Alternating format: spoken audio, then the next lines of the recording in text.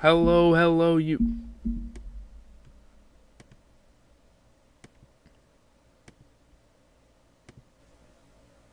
Hello, hello, YouTube. I don't know why I have to change my fucking mic every time, but it's your boy GCTV. Yes, I got a cut. This is the first video since I got a haircut, so what's going on, everybody? New cut. Got faded up. Not really, but let's talk about this. We have the 6th episode of season 3. We have Su Casa as Mi Casa, which is an interesting flip on the term of Mi Casa is Tu Casa or something like that. I think that's the term. It's a little flip because obviously the cartel's starting to take control of these people. So the birds and are the people in question. But yeah, we're talking about some family game night here. Let's have some bonding time with the bird family, eh? A somber, even slow episode, outside of explosive moments and 3 key scenes, leads the 3rd season of Ozark into its final stretch, which is kind of interesting. I guess you do have to kind of take it slow when you want to end the season off.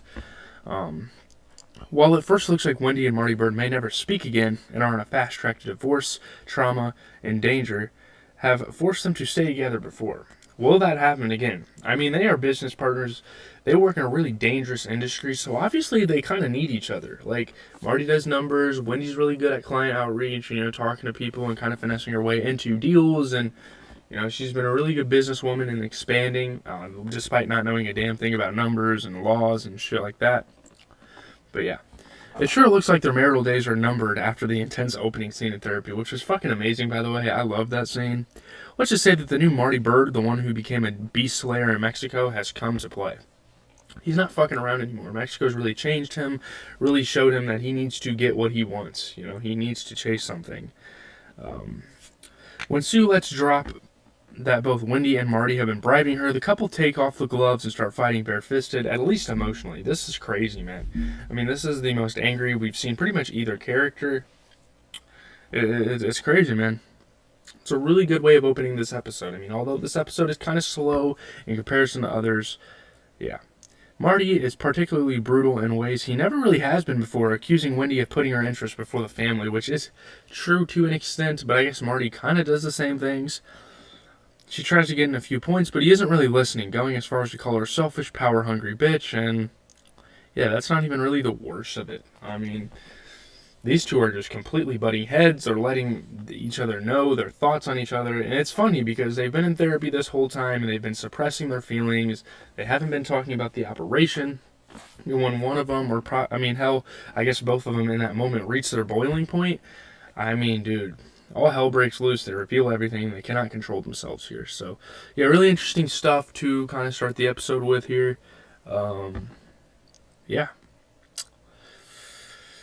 As they air all their dirty laundry, the scene ends with a funny beat as Marty realizes what Sue just heard. It's funny. She's going to need, in her words, a shitload of money to stay quiet about what they're doing. That's the first key explosive moment, the other two being the gunfire on the beach and the explosion and carnage at the end. In between, there are a lot of minor beats, mostly one-on-one scenes that push the characters to the next major events in their lives. We can go by character. I think this is an interesting little format we're going to do here. We're going to go by character. There's a lot of factions. There's a lot of duos, tandems, whatever you want to call them, going on in this show. And we can start with Ruth Langmore and Ben Davis.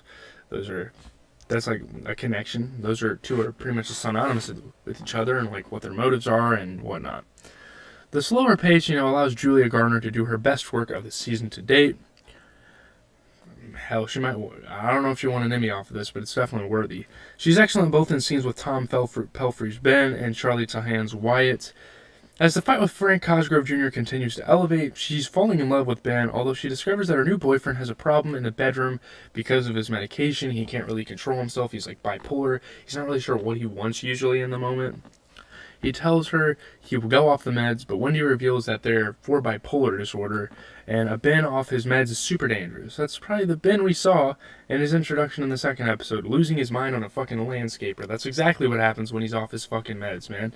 You can't trust that guy. He's fucking loose cannon, She seems to tell Wendy that she'll encourage Ben to stay on his meds, but it's another variable in this season's unstable environment. A lot of things feel kind of uncomfortable. Different characters are being put in weird situations, and yeah. So in a heartbreaking scene, Ruth also finally has an emotional moment with Wyatt after learning from 3 Langmore, played by Carson Holmes, I'm not sure why the guy's name is 3, but whatever. That Wyatt is living and sleeping with Darlene Snow. It's really weird. Again, I guess this show kind of had some shock value with it. Maybe that's why they added it. It is really weird that they decided to include this type of story in there. But yeah, Gardner perfectly captures the blame Ruth feels. After all, it's her murder of Wyatt's father that has now pushed her cousin into a deadly situation with Darlene. If Wyatt ends up crushed under the Snow Empire, Ruth will never forgive herself. I mean, she's got to feel obligated at that point. Now let's actually talk about the elephant in the room with Darlene Snow here. So, yeah, I mean, speaking of Darlene, she finally gets an episode in which she feels like less of a peripheral character. She's been kind of pushed to the side by the creators for a couple of moments, but she's kind of back here. She wants her drug operation back up and running, and she wants Helen Pierce's help, which, no, you spiked your fucking drugs, and you sold the shit to the cartel and killed a bunch of people, which is going to put some things under fire. So, no, we're not going to help you out. You know what I mean? Like, that just doesn't really make any sense. That's not going to happen. I mean, importantly, Darlene also goes to the dirty cops, whom her husband Jacob used to control, and basically tries to get them back under her thumb. Which is crazy, man. That is a crazy thing to do. It seems to work a bit, although it's too soon to tell if they will be loyal to the Snells or Birds when it comes down to it. That'll be an interesting little development. She also tries to woo Wyatt's brother 3 into the Cat Empire. Please don't do it. I really hope 3 doesn't commit to this and become a part of the Snell family. I think that would just ruin the kid's life. He's even younger than Wyatt, and Wyatt has already pretty much been ruined by what's happening. So, yeah, there's that. Now we're going to talk about Charlotte and Jonah Bird. We got like 3 more. We're basically going to be talking about the Bird family now. Obviously, they're the spotlight of the show. So the Bird children have a formative day at the beach with Tommy, who seems to just be a garden variety idiot, but is later revealed is working with Agent Evans, played by McKinley Belcher III, who's been present in the series for a little while. Really interesting twist here, something I did not see coming. Before that, Tommy gets high with Aaron Pierce and the Bird children before whipping out a gun and getting super aggro. It's really fucking strange. He's a weirdo, man. The cops eventually swing in, but it's a scary moment, and one that reminds us that Jonah Bird is a crack shot. This dude is a fucking marksman. Hopefully his skills get used later on in the show. I want to see some badass scenes of Jonah Bird.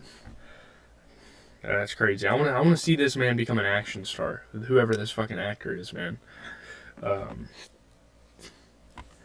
But yeah, that's really about it there.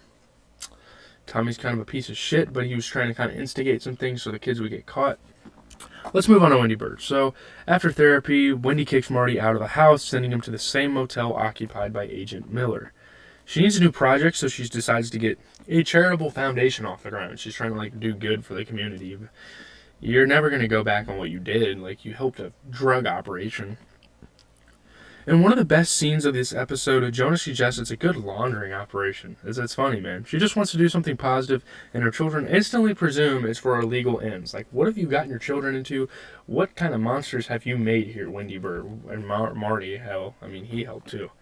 So, Marty Bird, Finally, Marty seems to be working to bring Agent Miller into the fold, befriending her at the motel, and telling her that he needs time to convince Wendy. That's simply not true. He needs time to turn Miller. He is stalling, although he doesn't admit it. He also discovers he's being tailed. Is it Agent Evans? Someone from one of the cartels? It's really interesting. We never really find out who it is, and we kind of assume it's some sort of federal agents or something like that. Either that or the cartel mistakenly sent some people over. I don't know. He ditches his tail by escaping through a Dollar General, but the final scene reveals that the cartel drug war has come to the Ozarks with gunpowder power. Men are killed, money is burned, a truck explodes, and Ruth Langmore barely escapes with her life. These are nemesis to the cartel, trying to take out their acquaintances. All of this tension seems designed to push Marty back into the Bird family. There's even a game night. After all, nothing brings a couple together like fear and board games. Really interesting stuff here. The cartel war being introduced in the show could really introduce some insane storylines, and this is a really big opportunity for this show to finally kind of introduce and weave in the other drug operations in this show, the competitors, the enemies, that type of thing. But anyways, I'm out, guys. Leave a like, comment, and subscribe. As always, I review your favorite TV shows. We're about to talk about the Offset album coming up here next. Tomorrow we're going to be doing weekly Trek Roundup. We have more Ozark shit. We have 2 more